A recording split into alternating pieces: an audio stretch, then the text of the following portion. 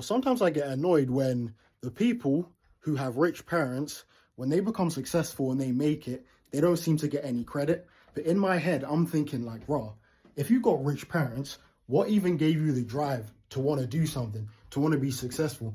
Because a lot of people, if you take someone who's earning a couple £100 a month, not doing much with their life, if you give them £5,000 a month and a level of comfort, they can pay all their bills, they can do what they want. Once they get that £5,000 a month, these guys are going to spend it wildly and they're going to be so complacent. But with that level of comfort that they've got, they're not going to strive to want to do more. So if I look at someone like Eddie Hearn, we know Eddie Hearn, famous promoter. His dad was also famous and rich, Barry Hearn.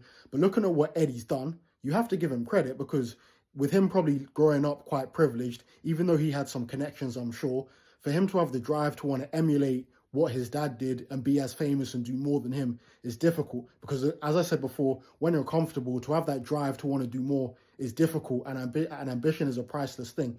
So if someone is rich, they got rich parents and they do well, don't discredit them, because oftentimes when you actually come up from struggle, as crazy as it sounds, the main advantage that you have is that you still have your level of creativity. When you don't have much, you become way more resourceful, and then you can come up with ideas, and that desperation is going to make you want to push further and do more. Whereas when you come up and you're rich, trying to find that motivation can be difficult. So big up to the people that have rich parents and are still maintaining it and still doing well, because it's not easy. Even though people might think that it's easier, I don't think it is.